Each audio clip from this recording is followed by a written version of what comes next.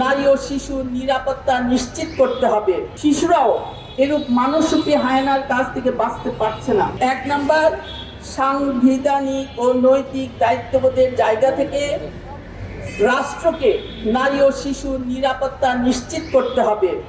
2, অপরাধীদের দ্রুত গ্রেপ্তার করে দৃষ্টান্তমূলক শাস্তি নিশ্চিত করতে হবে।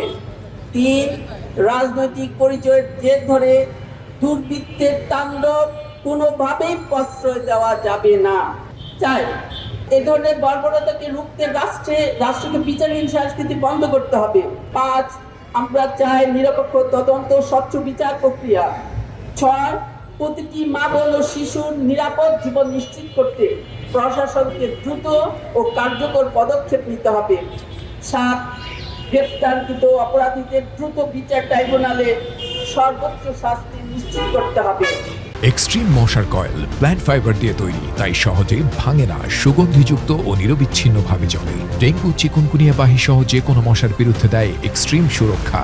8, যে প্রভাবশালী চক্র অপরাধীদের রক্ষা করার চেষ্টা করেছেন তাদের বিরুদ্ধে অবিলম্বে ব্যবস্থা নিতে হবে।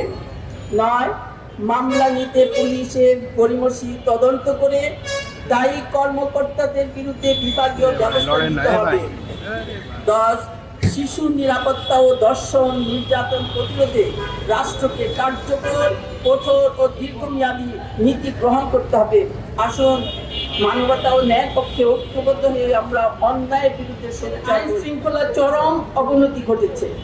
নির্বাচনের দিন থেকেই স্বাধীন ভোটাধিকার প্রয়োগের কারণে দেশের বেশ কিছু স্থানে নারীরা পাশবিকতার শিকার হয়েছেন। ক্রমবর্ধমান এই সহিংসতা দেশের সর্বোচ্চ বিদ্যাপীঠ ঢাকা বিশ্ববিদ্যালয় ও রাজধানী সহ সারা দেশে দুষ্কৃতিকারীরা অবাধে অপরাধ সংঘটিত করে যাচ্ছে। পরিস্থিতি এতটাই নাজুক যে শিশুরাও এরূপ মানসরূপী হায়নার কাছ থেকে বাঁচতে পারছে না।